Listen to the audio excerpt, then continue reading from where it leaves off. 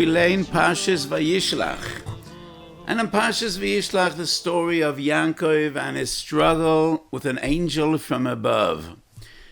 And in Mesodas Chazal, that angel was Sorah Shel Esav. And Vayovek Yeshimoi, Ad Aloisa Shochar, V'tekech Afyerech Yaakov, V'lo Yochaloi. And then the angel begs Yaakov, please with Yaakov, let me go. And Yaakov says, I'll only let you go if you give me a bracha. And he bestows his bracha on Yaakov. Al kein lo yoichlu b'nei Issur as gid Hanasheh al kaf yorach ad hayom hazeh ki noga b'kaf yerach Yaakov begid Hanasheh. So I think this is the only one of Machoras Asuras in which the Torah explains the reasoning, the rationale. Why are we prohibited to partake, to consume the Gid Hanasheh? Because of the story of Yaakov. And why does the Torah need to give us the reasoning? Why the Torah asks Gid Hanasheh? We do not find this by Bosa B'cholov or by Nevela or by Treif or by Minim Tameim or other Machoras Asuras. There are three different pshotim in the Rishonim, in the very early commentaries. What is Al-Kain?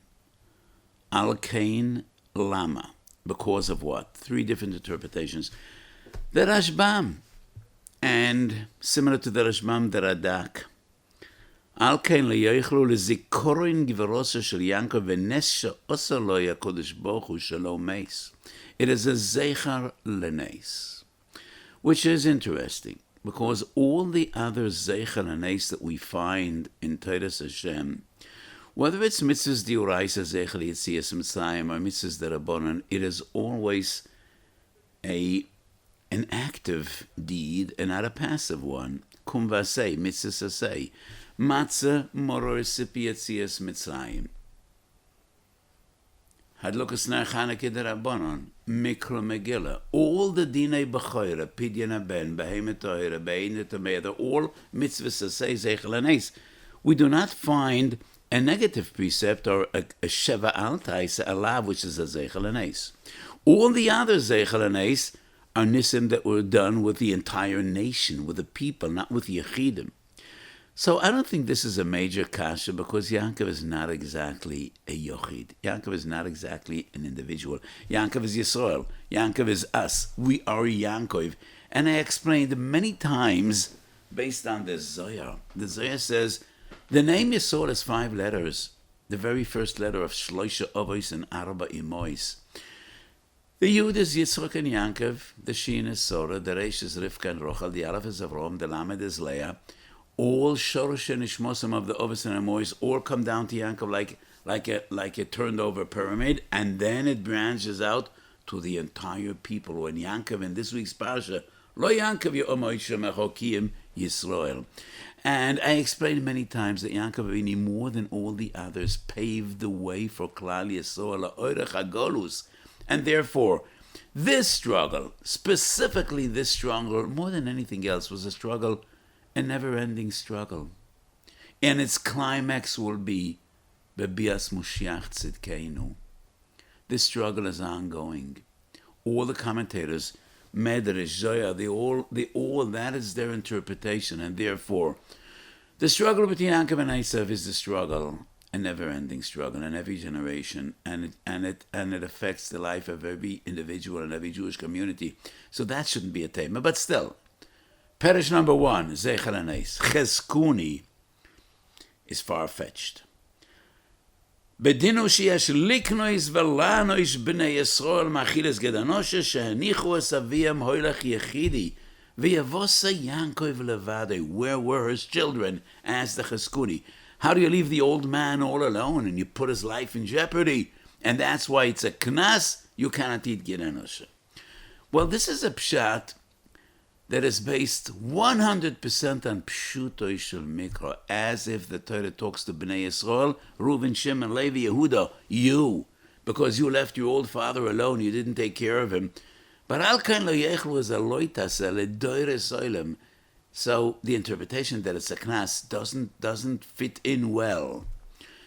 Interpretation number 3 is Sefer Chinuch, which we will discuss at greater length towards the end of today's Shiur, and according to Sefer Chinuch, it is chizuk l'dairis, not only to remember an ace, but to derive chizuk when we face the most difficult times and the most painful situations. We should remember the struggle between Yaakov and Esav, and that Yaakov came out victorious. He was pained, he suffered, but he did prevail, and it is important that we remember that. But according to all three different interpretations, libi oimeli. And I think the fundamental reason, pshuto shel mikra, why the Torah does need to explain, this is why we have an Aveira and Issur to eat the Gid Hanasheh, because Gid Hanasheh kol kulei chidush doesn't fit in with the fundamental rules of Macholas Asurais. Because in Churin Tzadik Tesam and Beis Kufa and Beis Emes Chloikis and Gemara, yesh begidden b'noisen tam, or ein begidden b'noisen tam. And we pasken ein begidden b'noisen tam. So if you cook the Gid Hanasheh together with any other food stuff, you don't need shishim. Because the Gid doesn't really have a tam, a taste that you need to be mevatel. And the Gemara in Tzadik Beis and Beis and Churin goes beyond that. And we find the Lashon in the Gemara, Eitzu, the Gid is like a piece of wood. It has no taste whatsoever. That's a Chiddush. So the Torah wants to explain the Chiddush. Yes, Gid Hanasheh stands apart. It is unlike any other Macholas Asurais. It is tasteless. And therefore it should not be at all a prohibition. But the Torah does prohibit, because we should remember the struggle of Yaakov and Esav. So it is as if an apology and an explanation. How come Gid Hanasheh is also, even though it has no taste, and other Macholas Asurais are only prohibited because of their taste? So the explanation is, Al Kain, lest we forget the story of Yaakov and Sorei Shel Esav. And this brings us to some fundamental questions. And I need to give a short introduction about the fundamentals in Macholas Asurais. Shnei dinim. L'cha'ira, they seem to be the same, but they're fundamentally different. One is shelo kederech achila.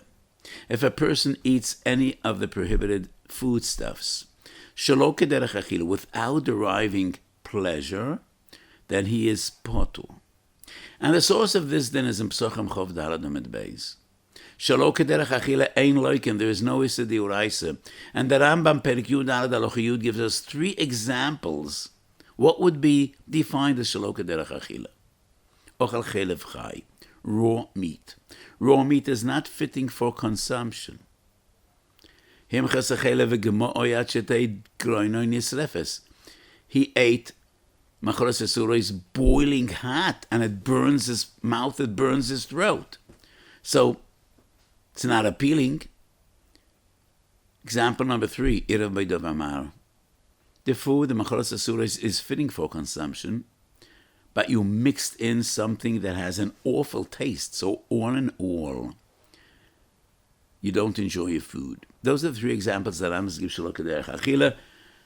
And the common denominator at Tzadeh Shovesh Shebeshloshton, Ein Odom Chai b'Macholas Asurais, only if he enjoys his food. And why is that? It's not Gzeres HaKosuf. Obviously, it's a svara, because Darkon Shel B'nei Adam.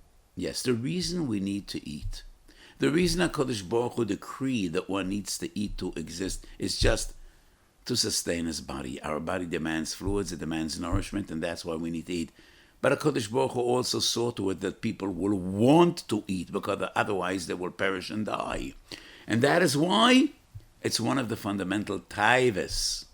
We have a tava. We want to enjoy our food.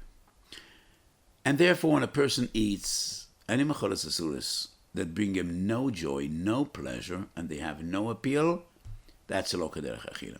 And Amay I proved that it is not only when the food is repulsive and you have tsar. The Rambam Perikei Halacha Ches Misoid HaTorah defines anything that is not orei v'lecheich, that is not tasty, that's not appealing, is considered Shelo kederech achila. That is one halacha. Halacha number 2 is Avodah Zorah Samach Zayin. Leger asher v'shorechot etnena v'yochel. Nevela haruya leger kruya nevela. Nevela she'ena ruya leger loy krua nevela. And that is based on a posuk. Let us realize it's not a svara. What's the difference between the two halachas? One is in gavra, one is in chefza. The previous din shaloke derech achila is a din in maisa achila. Just like halacha yad b'Shabbos. When one does a malacha shaloke derech asiyosa, it is not an issa diuraisa. There's a concept of bia shaloke derech. A hanechnes lebayis derech hachoyrev is a third sugya. So this is a fundamental rule which is based on savora primarily. Shaloke derech achila is not defined as achila, just like the Gemara says in Yevamos Daf Hey. By Levisha's shatnez. Levisha she'ein b'hanoah, there is no Issur of shatnez. Achila she'ein b'hanoah, there is no Issur of machonas asuris. That's a svora. The din of nevela she'ein ruya leger is a din in the chefza, when food becomes decomposed, rotten. It is no longer fitting for consumption. There is no longer an avera. And the Chavos Das, the great Chavos Das, Mekuv Gimel Yoredei, explains what is the difference between the two halachas. Sometimes in the food industry, you could take something that is really bad and artificial coloring, artificial taste, and many things you put into it, and suddenly, Tchias HaMesim, it is once again tasty. Chavos Das explains that's mutar. Ein ho-Issur choyze v'neor. Once it was nevela she'ein ruya leger, the lashon of the Gemara is eino kruya nevela. It is no longer defined as nevela, and therefore whatever you do with it, you resuscitate that rotten piece of meat. And you know, when you eat hot dogs, you never know what went into those hot dogs. Some of them might really be previously ein ruya leger. So this is the difference between the two concepts. And this brings us back to a discussion of Gid Hanasheh. If ein begidden benoisen tam, and the Rambam paskins ein begidden benoisen tam, and if we then learn the Gemara kipshuto, eitz hu v'toira asresoi, how could there be an Issur diuraisa if it's not fitting for consumption? And we need to deal with both concepts, both halachas. So obviously, gzeres hakosuf, eitz hu v'toira asresoi. It goes against the general rule. The general rule is nevela she'ein ruya leger lav shmo nevela. Gid Hanasheh is an exception. But is it an exception only of one rule or both rules? One could argue.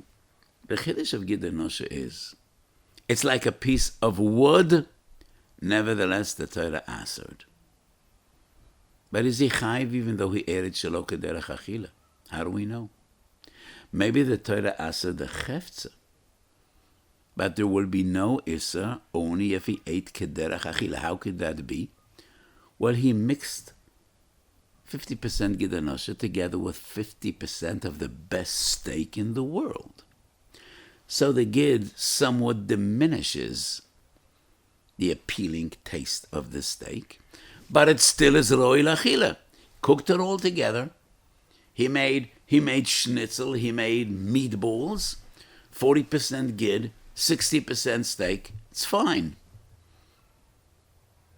Maybe only in those circumstances would he be chayav because he needs to eat kederech achila. Or would we say the gzeres hakosev is across the board, and the gzeres hakosev goes against both fundamental halachas, and he is chayav b'Gid Hanasheh even if the way he eats it is shelo kederech achila. That's a machlokes in achronim. Prida Megadim, in his introduction to Hilchas Pesach, says Gid Hanasheh is an exception. And even if you eat Gid Hanasheh in a way, you feel no taste whatsoever. Beyond that, it's repulsive. You're suffering when you eat it. Afal piken chayv, and that's a gzeres hakosev, eitzu v'toira asesai. And then the Pri Megadim goes to an extreme, and he says, but if you boil the Gid Hanasheh and it burns your throat, would you still be chayv? Pri Megadim says no. No. The Torah is mechayev even though the Gid has no taste. But if there's an additional reason why this would be considered shelo kederech achila, that is not chidusha shel Torah. So if you eat a piece of the Gid Hanasheh raw, not cooked, or it's boiling hot and it burns your throat, or you put some awful tasting other substance, and it's even less appealing than the Gid would be, in those three circumstances, he would be potor. If not for the Pri Megadim, I would argue, if the Torah is mechayev shelo kederech achila, then the Torah is mechayev any shelo kederech achila. And there's not once, twice, 3 times, 4 times shelo kederech achila, shelo kederech achila, shelo kederech achila.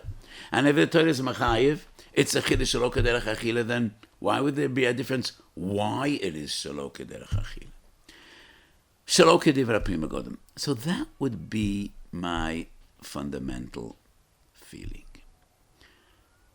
I cannot say ein derech acheret. I could understand the Pri Megadim, but somehow I think differently. Approach number 2 would be, the Rashba in Chulin Tzadik Beis asks, how could there be a machlokes for thousands of years? Yesh begin benoisen tam, ein begin benoisen tam. Why don't we once and for all check it out and decide? How could we check it out? Machalos asuras we can't taste, but a goy could taste. And there's a lengthy Gemara in many places in Shas, Shulchan Aruch, Yoredea, Taruvoy, Simen Tzadik Ches. If you have a Tarivus Esavaheta, and we want to know, is the Tamis or Murgash or not, we ask a Kfeile, a Goyish and non-Jewish chef. Taste the food and tell us what it tastes like. So why can't we examine the Gid Hanasheh and ask a Goy to eat and tell us, does it have a taste or not? Many Achleinim understand the Rashba. V'kach kosav chavas das. Simakuf siv koten zayin, Mati Yonison, Simakuf siv beis. Definitely has a taste, but a somewhat diminished taste. Tam kolush, tama kalishta. And the machlokes is, how do we define this taste? Is there enough to be defined to aser a tafshel? Or because the taste is so insignificant, ein boy koyach le'esoyo. And according to this mahalach and this interpretation, maybe it's not defined at all as shelo kederech achila. Shelo kederech achila is something that has no pleasure, has no taste, shelo kederech achila. But maybe something that has somewhat of a taste, even a tam kolush, still would be defined as derech achila. So on one hand, it's a chiddush, and if not a chiddush shel Torah, we would say it's not macholas asuros.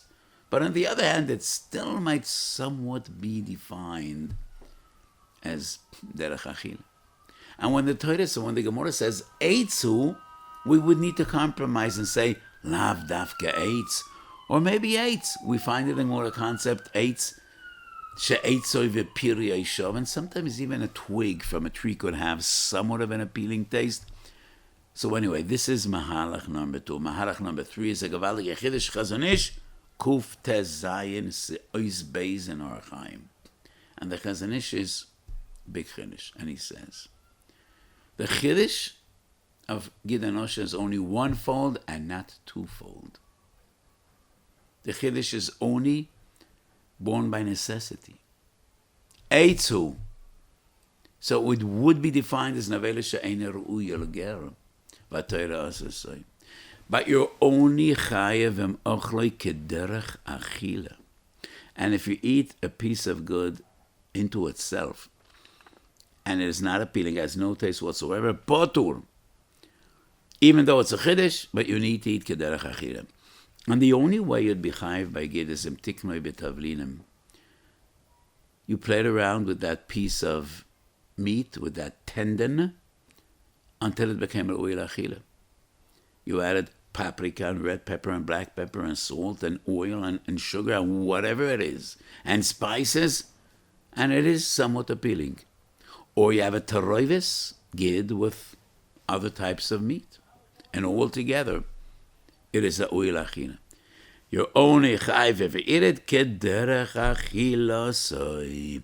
So these are the 3 different mahalchim regarding Gid Hanasheh, and understanding what is the chiddush and what are the limits of the chiddush of Gid Hanasheh. Now we move on to the Pri Megadim. Pri Megadim number 2. Yoredei Samachem Mishbet Zov Sif Koten Dalad. Pri Megadim says, even though there is a fundamental rule of Macholas Asurais, you need to eat the kazayis toichadei achilas bas. You don't need to swallow the entire kazayis bevasachas. And this rule is relevant by mitzvahs achila, like matzah, moror, pesach, and by Macholas Asurais. As long as you eat the kazayis in the time of kadilas achilas bas, and there are many shittas, what would that time limit be? Chasam Sofer 9 minutes, Tzemach Tzedek 4 minutes. Sometimes we could go down to 2 minutes. Whatever you eat Tochad Achilas Bas is mitzvah. The Pri Megadim says, not by Gid Enosh. By Gid Enosh you're chayav only if you ate the entire kazayis b'vasachas. And why is that? Based on a Gemara Churin Kuv Gimel Amid Beis dealing with Eiver Menachai. The Gemara says, if you cut the Eiver Menachai to pieces and you didn't eat it together b'vasachas, not chayav, there is no tziruf. And why is that? Because it's a chiddush. Why is it a chiddush? Atzomas v'gidin mitzdarfen. An aver is something that is composed of meat, bone, and tendon. Basar atzomas v'gidin. Atzomas v'gidin are not ru'ul achila. V'yafar pika me'evan chayim mitzdarfen, and that is a chiddush, and therefore en lechabel chadisha. There is no tziruf tarchadei chiddush bas. And if that is correct, Pri Megadim argues chiddush number 2. We would not say Chotz Shirosim in a Torah. Because the fine given a Masechet Yuma, that is the source of Chotz Shir. Rabbi Yochanan says also in a Torah, and the Gemara says, Chazye le'itz terufe. So if you're only chayiv b'achila b'masachas, it is not chazye le'itz terufe. And this half cannot be half of a whole. Because even if you eat immediately another Chotz Zayis, it's not mitzvah. So I don't want to go into a discussion about Chotz Shir at all today. Minchas Issur, Chumash Vayikra, there are a few lengthy simunim about Chotz Shir, and I can't get into it right now. That'll be another opportunity. But I want to address the first assumption. Is Gid Enosh similar to Eiver Menachai? Pri Megadim writes it's a kal v'chomer. Because Eiver Menachai, most of it is Ra'ui L'achil. It's just a minority. It's Sumas V'gidin Shemitzdarfen. And after Bikil we say it's a Chiddush. Kal v'chomer Gid Enosh that's not Ra'ui L'machal at all.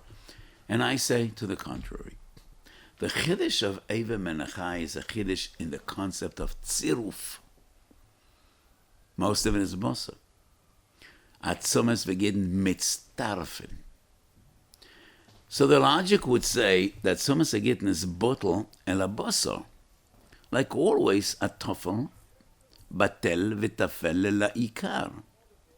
And if the Chiddush is in Tziruf, one might argue, if you eat Bosa, Gidin Vatzomas together, then the Gidin Vatzomas Mitzdarf and the Bosa. But if you separate the two and you ate Bosa and then you eat Gid B'fnei Atzmai, Tzomas B'fnei Atzmai, maybe they're not Mitzdarf, because then the mute is not bottle, ela choshuv.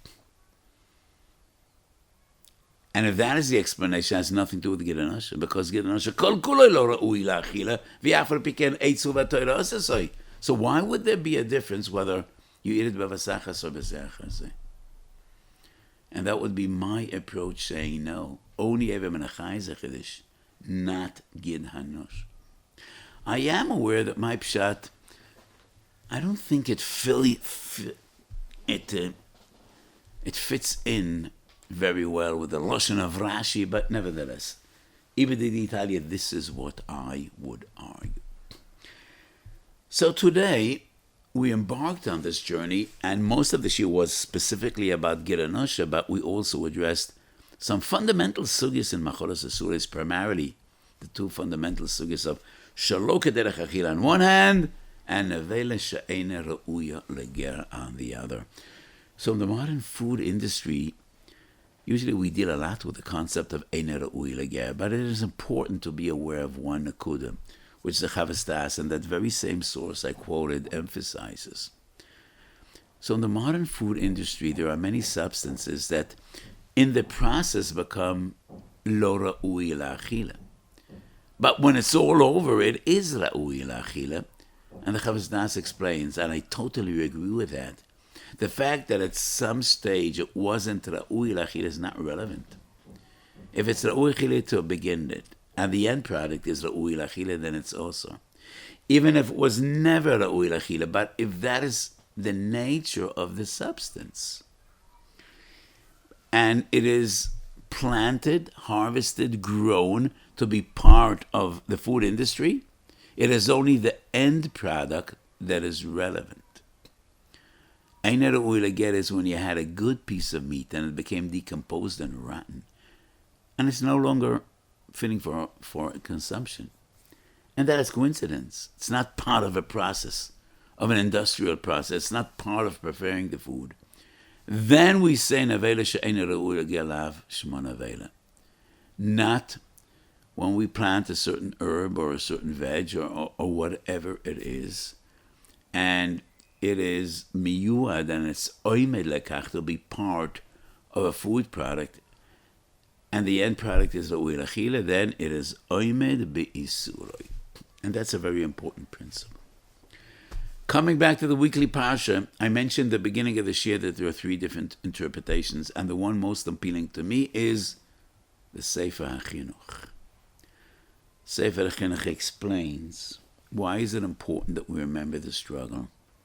Because that struggle was for us, for every generation, and maybe sometimes for every individual. So Yankov struggled with a malach. B'derech hateva,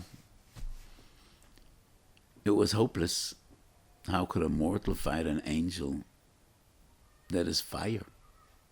He would be consumed by fire in the very first moment. So Yankov's struggle was hopeless, and Yankov was totally helpless. But if HaKadosh Baruch Hu was with you, you're never hopeless, you're never helpless. If HaKadosh Baruch Hu is with you, you must prevail, and you will prevail. And that is what we need to remember, because sometimes in our tortured history, the situation seemed to be hopeless. That was the way it looked 80 years ago. Hitler, Yamach Shemoy, was on the march, and the Nazis conquered one country after another, and they all fell like dominoes, and everybody thought Hitler is going to ruin the world. And with his barbaric final solution, it seemed to be, we have no hope. He destroyed 1/3 of the Jewish people. But Yankov won his battle. Yankov won our battle. And we are the people of eternity. Nobody could destroy us ever. And never. And that is because V'yar ki lo yochaloi. V'teik kaf yerech Yankov. And the Chinuch says, Yankov was hurt. He pained and he suffered. And so will we. We will suffer. We are suffering. We are suffering. And we have been suffering. And we will be suffering. But let us be confident. The future is ours. And we will prevail. Because so did Yankov Avinu. He fought for us. And he prevailed for us. And the Chinuch says, as long as we remember that story, La'olam yamdu yesol b'tzidkosom, b'toimosom, and we will believe in HaKadosh Baruch Hu, and trust HaKadosh Baruch Hu, and rely on HaKadosh Baruch Hu. So the Gemara says, Saf Masechet Makis, that the Taryag mitzvahs are indicative. The mitzvahs say, Ramach Everov Shel Odom, the Loi says Shin Samachei Moisa Shono, and we find the same in Midrashim. And the Medrash says Taryag Mitzvahs Ramach and Shasa Keneged Ramach Evorim and Shin Samachei Gidim. Is it just the total number against the total number? 613 for 613, 248 against 248, or is there an intrinsic, specific, essential kesher between each and every one of the mitzvahs and each and every one of the days of the year? We don't know. But we do know at least one mitzvah and one day. And that's in this week's Zayar. Gid Hanasheh is associated with Tisha B'Av. And the remez is, Al Kain Lo Yochlu B'nei Yisrael Eis. Eis Gid Hanasheh. Eis is 2 letters. Aleph Tov Tisha Av. But the Daya doesn't explain what's the kesher. What's the kesher? According to the Sefer HaChinuch, the kesher is so obvious and so self-evident.